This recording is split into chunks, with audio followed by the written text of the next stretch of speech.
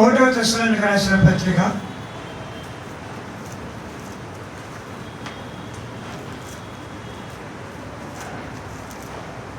'దైవజనుడు భక్సింగ్ గారు how to find God's will, దేవుని చిత్తము తెలుసుకునేటట్లు అనే పుస్తకం రాశాడు. క్రైస్తవ జీవితానికి దేవుని చిత్తం తెలుసుకున్నట చాలా ప్రాముఖ్యం. అసలు దేవుని చిత్తం అంటే ఏంటి అంటే దాన్ని తెలుసుకునే మార్గం మనము కనుగొనవచ్చు కదా. ఇప్పుడు దేవుని చిత్తం అంటాం మనం. అసలు దేవుని చిత్తం ఏంటి అది తెలుసుకోవాలి. దాన్ని అదేంటో తెలిస్తే దాన్ని ఎట్లా తెలుసుకోవాలో పట్టుకుంటాం. సపోజ్ విజయవాడ వెళ్ళాలి, సెంటర్కి వెళ్ళాలి. సెంటర్ ఎక్కడో తెలిస్తే దానికి కావాల్సిన ఆటోలోనో, బండి మీదో, సైకిల్ మీదో, నడిచో, బస్సులోనే వెళ్తాం. అసలు సెంటర్ గురించే తెలవకపోతే బస్ ఎక్కావు, టికెట్ అడిగావు, ఏమంటావు? మా ఊరికి ఇవ్వమంటాం. పూర్వం ముసలి మంది అంటాం, మా ఊరికి టికెట్ ఇవ్వమన్నా. ఏ ఊరు వెళ్ళాలి చెప్పమ్మా? మా ఊరిని. ఆ ఊరు చెప్పకుండా టికెట్ కట్టేస్తాడు అంట కాదు. అలా ఏదో ఒక ఊరు ఉంటుందిగా, విజయూరు, గుంటూరు, నెల్లూరు, ఇట్లా ఏదో ఊరు ఉంటే టికెట్ ఇవ్వడానికి. మా ఊరికి టికెట్ ఇవ్వమంటే. కాబట్టి దేవుని చిత్తం ఏంటో తెలియకుండా, అసలు దేవుని చిత్తం అనే మాట తెలియకుండా దాన్ని కనుగొనడం కష్టం. తెస్సలోనికీయులకు రాసిన పత్రికలో కొన్ని సంగతులు దేవుని చిత్తం అంటే ఏంటో మనం వింటాం. చూడండి, 4వ అధ్యాయము 4-5 వచనాలు. మీలో ప్రతివాడును దేవుని ఎరగని అన్యజనుల వలె కామాభిలాష యందు కాక పరిశుద్ధత యందును ఘనత యందును తన ఘటమును ఎట్లు కాపాడుకొనును ఎరిగి ఉండటే. పరిశుద్ధతను కాపాడుకున్నట్టు ఎట్లో ఎరుగుటయే. అది పరిశుద్ధత అనే సంగతిని ఎరగటం దేవుని చిత్తం అంట. సరే, ఎట్లాగా ఎరుగుతాము? ఎట్లా పరిశుద్ధ దగ్గరికి వెళ్తాము? అసలు దేవుని చిత్తం అంటే పరిశుద్ధత కొరకు తన ఘటమును కాపాడుకుంటాం. పరిశుద్ధతని కాపాడుకోవడం దేవుని చిత్తం అమ్మా. మొట్టమొదటి దేవుని చిత్తం అంటే ఏంటి అంతే. రెండవది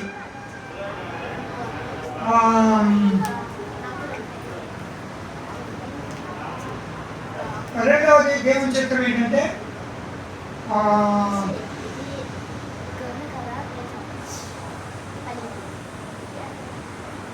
5వ అధ్యాయంలో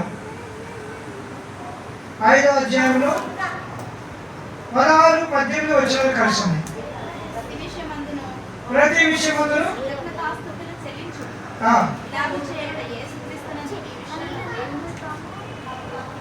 ఎలాగూ చేయక యేసుక్రీస్తునందు మీ విషయంలో ప్రతి విషయంలో కృతజ్ఞతాస్తుతులు చెల్లించడం దేవుని చిత్తం. పరిశుద్ధతను కాపాడుకోవడం దేవుని చిత్తం. ప్రతి విషయంలో దేవునికి కృతజ్ఞతాస్తుతులు చెల్లించడం. పిల్లలు పుట్టారు, దేవానికి స్తోత్రం. ఉద్యోగం వచ్చింది, ప్రభునికి స్తోత్రం. రాత్రి పడుకుంటాం, పగలంతా కాపాడావు, నీకు స్తోత్రం. తెల్లారి పొద్దుట లేచావు, ప్రభు రాత్రి కాపాడావు, నీకు. ఇది దేవుని చిత్తం. దేవుని చిత్తం అంటే ఎక్కడో ఉందనుకుంటాం మనం. దేవుని చిత్తం అంటే ప్రతి విషయంలో దేవునికి కృతజ్ఞతాస్తుతులు చెల్లించడం దేవుని. ఇంకోటి కూడా చెప్తాను, ఇంకోటి కూడా ఉంది. దాని మనం నాకు చూసుకుంటే ముందుకెళ్తాం.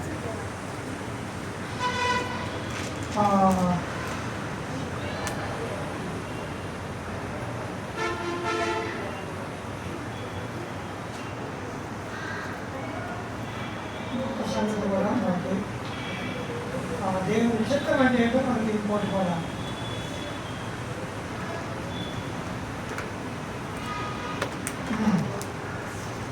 మూడవ వచనం 4:3 మీరు పరిశుద్ధులొకటే అనగా మీరు జాగ్రత్తలకు దూరంగా ఉండుటయే.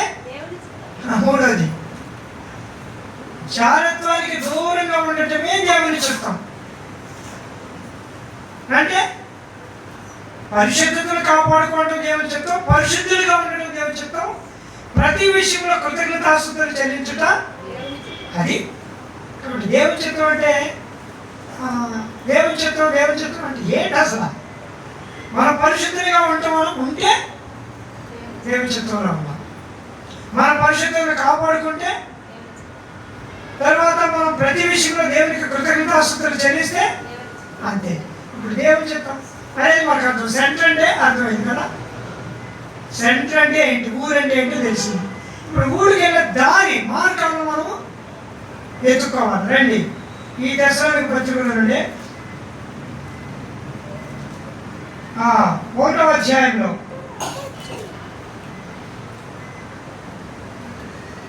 4-5 వచనాలు. దేవుని వలన ప్రేమింపబడిన సహోదరులారా, మీరు ఏర్పరచబడిన సంగతి అనగా మా సువార్త మాటతో మాత్రము కాక శక్తితోను పరిశుద్ధాత్మతోను సంపూర్ణ నిశ్చయతోను మీ యొద్దకు వచ్చిన సంగతి మాకు తెలియను. మీ నిమిత్తము మేము మీ ఎడల ఎట్టివారమై ఉంటిమో. కాబట్టి ఇప్పుడు సంగతి ఏంటంటే, మా సువార్త ఎట్లతో ఎరిగితే మీకు దేవుని చిత్తం అర్థమవుతుంది. మేము ఎట్టివారము, మేము మీ ఎట్టివారము మీరు ఎరుగుదురు. ఎట్టివారం ఏంటో మీరు ఎరుగుదురు అంటే you knows God's willing about the gospel. సువార్త మీ దగ్గరికి వచ్చిందంటే మీరు దేవుని చిత్తంలో ఉన్నవాళ్ళని అర్థం. మా సువార్త ఎట్లాంటిది, మాటలతో కాదు, పరిశుద్ధాత్మ శక్తితో నింపబడింది, సంపూర్ణ నిశ్చయత మీ దగ్గరకు వచ్చింది. ఎవరు సువార్తను ఎరుగుతారో వారు దేవుని చిత్తాన్ని ఎరుగుతారు. అంటే యేసుప్రభువు వారు సువార్త అంటే యేసుప్రభువు వారు లోకానికి ఎందుకు వచ్చాడు, ఆయన మన కొరకు ఏం చేశాడు, మన కొరకు ఏం ఉంచాడు అనేది ఎరగటం దేవుని చిత్తం. సైకిల్ కొట్టడం దేవుని చిత్తమే కాదండి, ఇల్లు కట్టుకోవటము దేవుని చిత్తమే కాదండి. కానీ దీనికంటే ముందు సువార్తను ఎరుగుటే దేవుని చిత్తం. మేము ఎట్టి వారమో మీరు ఎరిగి ఉంటుంది అంటే మా గురించి మీకు సువార్త గురించి మీకు చెప్పాల్సిన అవసరము లేదు. సువార్త ఎరిగారంటే మీరు దేవుని చిత్తాన్ని ఎరిగినట్లే. తర్వాత 2వ అధ్యాయంలో మొదటి 2 వచనాలు.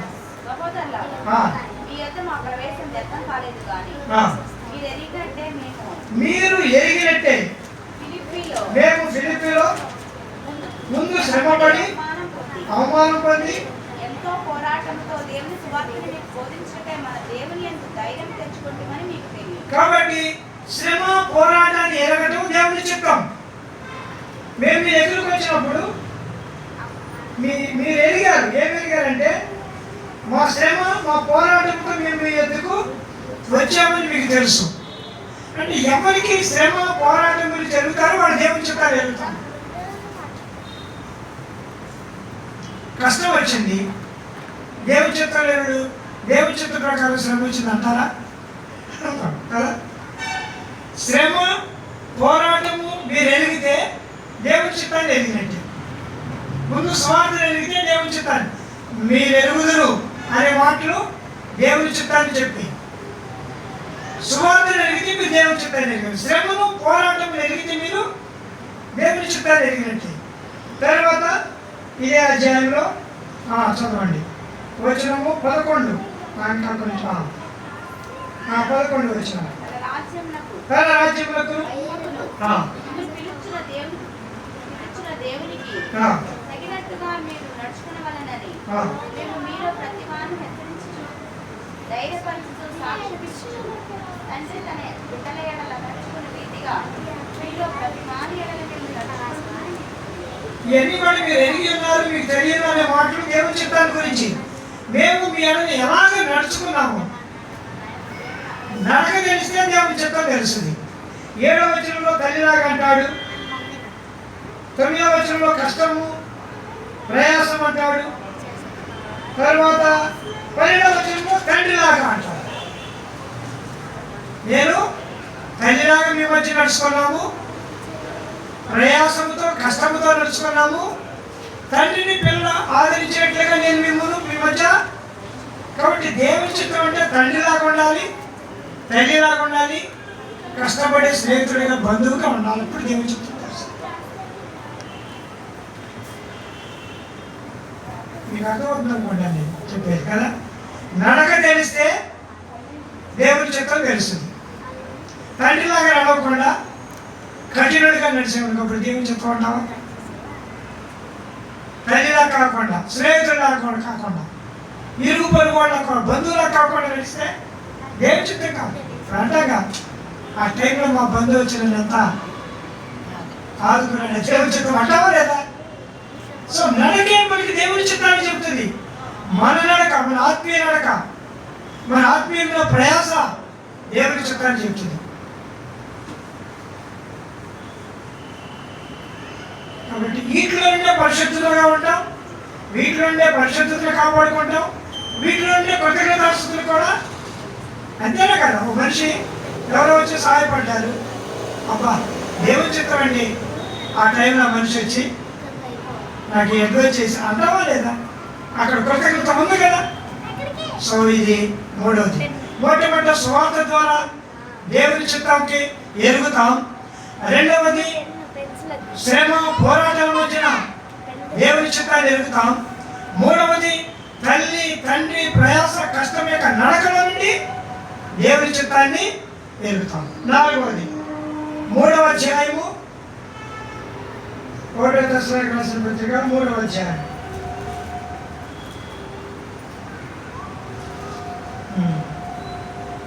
1-4 వచనాలు కలిసి ఉన్నాయి. కాబట్టి సహింపజాలని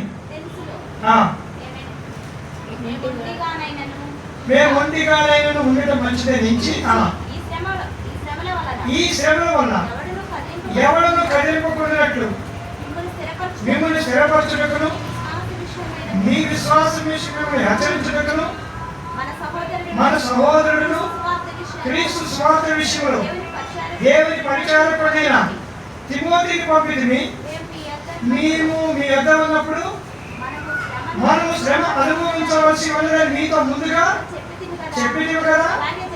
అలాగే జరిగినది, ఇది మీకు తెలియను.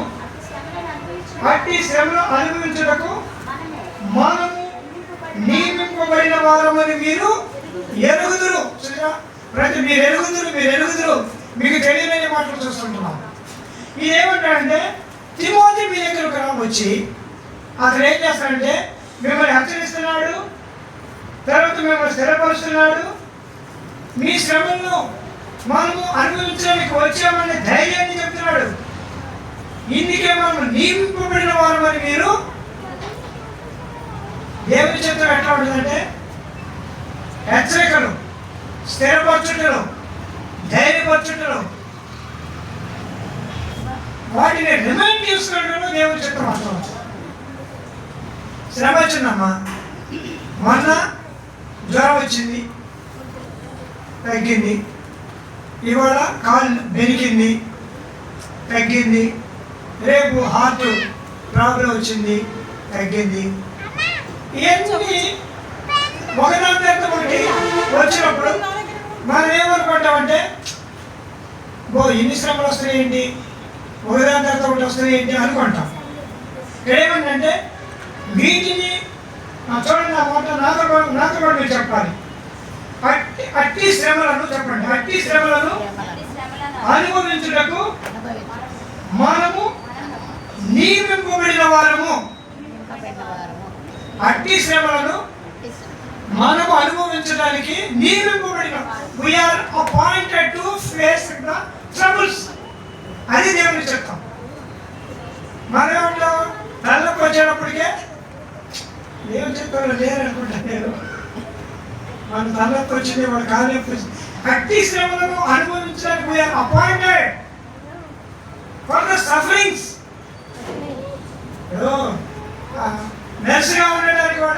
చేశాను, లాయర్గా ఉండడానికి, టీచర్గా ఉండడానికి, హౌస్ వైఫ్గా ఉండడానికి దేవుడు అపాయింట్ చేశాడు. ఇప్పుడు మనము మరి ఇప్పుడు శ్రమలు వచ్చినప్పుడు దేవుని చిత్తం కాదేమంటే ఎట్లా కుదురుతుంది? ఇక్కడ అంటాం మనం దేవుని చిత్తం కాదనుకుంటాండి, ఆ ఇంటికి వెళ్తాం. దేవుని చిత్తం కాదనుకుంటే ఆడుతూ ఉండటం. శ్రమ అనుభవించినప్పుడు దేవుని చిత్తంలో ఉన్నావు నమ్మాలి. నువ్వు దేవుని చిత్తంలో లేకపోతే ఏ శ్రమ రాదమ్మా నీకు. నిన్ను తిట్టేవాళ్ళే ఉండవు, నిన్ను అందరూ పొగిడేవాళ్ళే ఉంటారు. నిన్ను తిట్టేవాళ్ళు, నిన్ను హింసించేవాళ్ళు, నిన్ను బాధ పెట్టేవాళ్ళు ఎవరన్నా ఉండాలంటే దాని అర్థం ఏంటి? దాని అర్థం ఏంటి? అది సంగతి, అది సంగతి. ఓకే, కాబట్టి అది నాలుగోది. మొట్టమొదట సువార్తలో ఉన్నాము, సువార్త చేత ఉన్నామంటే దేవుని చెప్తాం. శ్రమలో పోరాటంలో ఉన్నామంటే దేవుని చెప్తాం. తల్లిలాగా తండ్రిలాగా మరి నడుచుకుంటున్నామంటే దేవుని చెప్తాం. ఇప్పుడు అందరికీ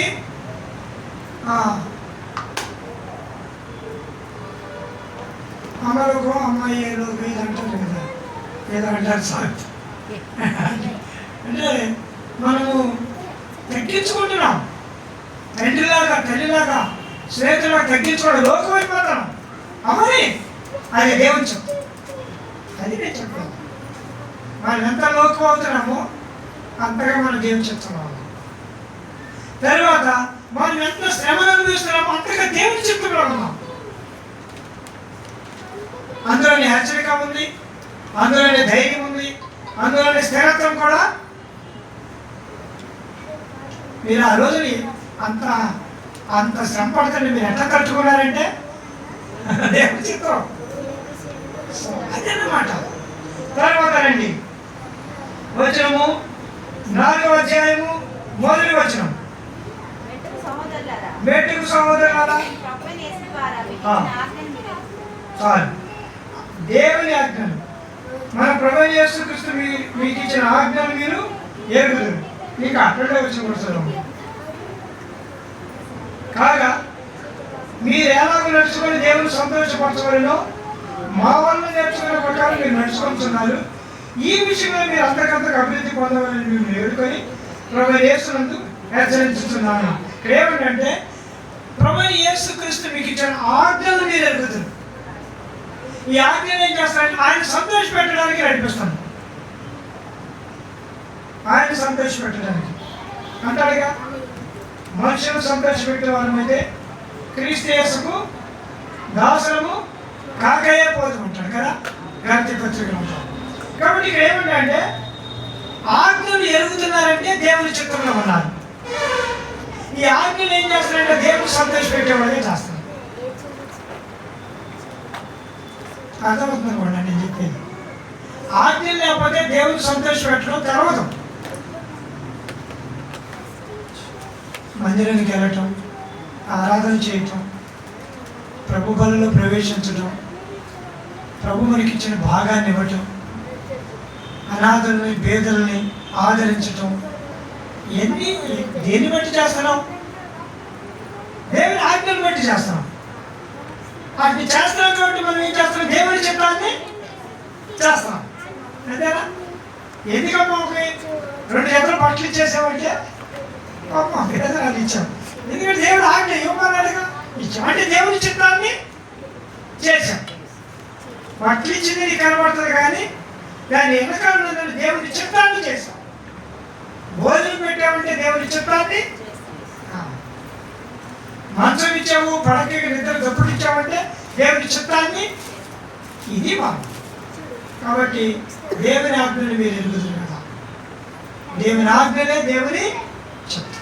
ఓకే, తర్వాత రండి 9వ వచనం. సహోదర ప్రేమను గురించి మీకు వ్రాయనక్కర్లేదు, దేవుని చేతనే ఏర్పరచబడితే అలాగనే మాసిదోనియ అంతటా మీరు ప్రేమించుతున్నారు.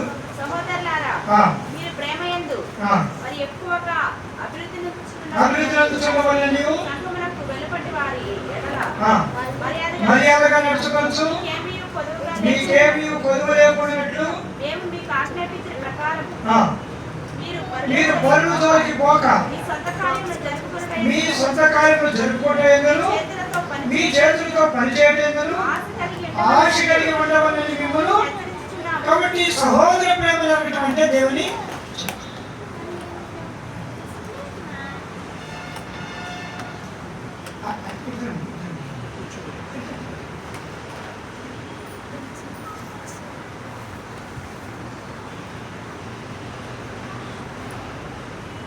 సో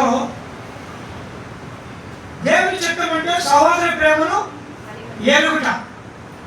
అక్కడికి వచ్చాం కదా, అందుకని సహోదర ప్రేమ గురించి మీకు రాయనక్కర్లేదు అంటే మీకు సహోదర ప్రేమ తెలుసు కాబట్టి అలాగే చేయడానికి మీరు ఏర్పరచబడితే.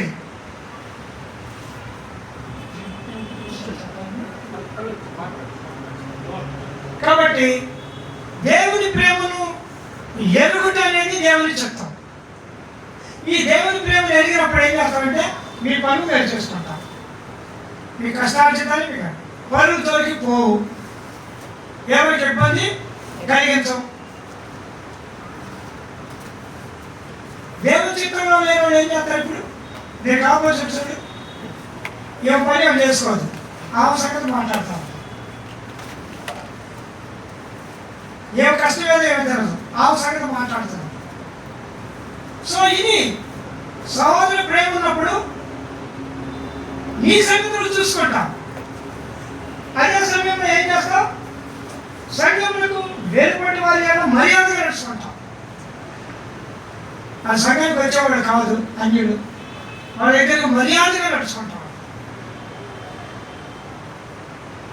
ఇప్పుడు మీకు అర్థమైపోతుంది దేవుని చిత్తం అంటే ఇది లేకుండా దేవుని చిత్తం అయితే ఇన్ని సంగతులు ఉన్నాయి ఇక్కడ. సంఘం ఎప్పుడు మర్యాదగా ఉండు, నీ కష్టార్జితం చేసుకో, పనులకి పోమాకు, సొంత కార్యాలు జరిగించుకో, చేతులతో పనిచేయి, పనిచేయడానికి ఆశ కలిగి. ఇది ప్రేమ అంటే. ప్రేమ అంటే ఇది, దీంట్లోనే సహోదర ప్రేమ ఉంది. వీటిని తప్పితే దేవుని ప్రేమ లేదు. దేవుని చిత్తం కూడా చివరిది ఇంకొకటి చూడండి, 5వ అధ్యాయము 1వ వచనం. సహోదరులారా ఆ కాలంను గురించి చాలండి. ఆ కాలములు సమయాల గురించి ఎరగటము దేవుని చిత్తం మీకు తెలుసు అన్నాడు. ఏంటంటే అది ఏ కాలం గురించి? ప్రభు వచ్చే కాలం. రాత్రి వేళ దొంగ ఎలా పిలవచ్చునో బాగుగా తెలియదు. చూసారా, దేవుని చిత్తం అంటే దేవుని చిత్తం చేసేవాళ్ళకి ఆయన రాకడ గురించి సంగతులు వెళ్తాం. నీ పని చేసుకుంటావు, పనులతో జాగ్రత్తగా ఉంటావు, సువార్తలో ఉంటావు, శ్రమల్లో ఉంటావు, ఇట్లా ఉంటావు, ఆయన రాకడను కూడా గుర్తిస్తాం. అక్కడ ఉండగా జనులు తినుచు త్రాగుచు ఉన్నారంటే ఇప్పుడు లోకాసువార్తలు కదా, ఇల్లు కట్టుకొచ్చు, పెళ్లికి ఇచ్చుకొచ్చు. అకస్మాత్తుగా వచ్చిందంట. నోవాహు కాలంలో ఎలా ఉందో లోతు కాలంలో మనిషి కుమారుని రాకడ కూడా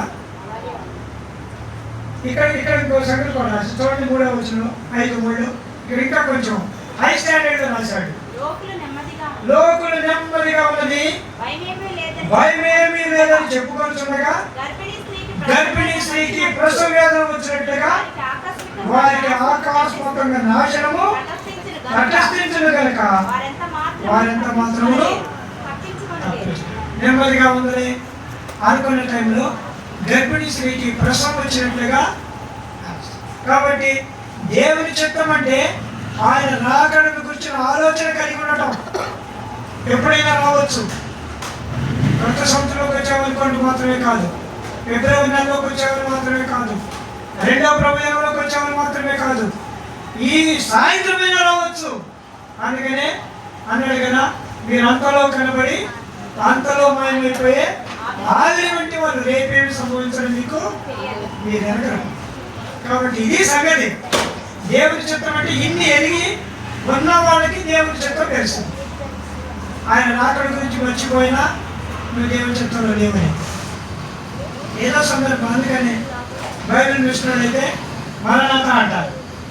అంటే వాళ్ళకి ఐడెంటిఫికేషన్ ప్రభు వస్తున్నాడని అదే వాళ్ళకి విషింగ్ వర్డ్ అన్నమాట. ప్రైజ్ లార్డ్ వందనాలని ఎలా చెప్తారో ఆ విషింగ్ వాడు కూడా మరణాత, ఇలా ప్రభు వస్తున్నాడు. కాబట్టి జ్ఞాపకం చేసుకొని ఇప్పుడు అర్థమైందా? పరిశుద్ధులకు దేవుడికి చెప్తాం, పరిశుద్ధతను కాపాడుకునే దేవుడికి చెప్తాం, ప్రతి విషయంలో కృతజ్ఞతాస్తుతులు చెల్లించుట, దీని కొరకు స్వార్థలో ఉండాలి, శ్రమలో ఉండాలి, పోరాటంలో ఉండాలి, నడకలో ఉండాలి, ప్రతి విధమైన హెచ్చరికలో స్థిరత్వంలో ఉండాలి, సహోదర ప్రేమలో ఉండాలి.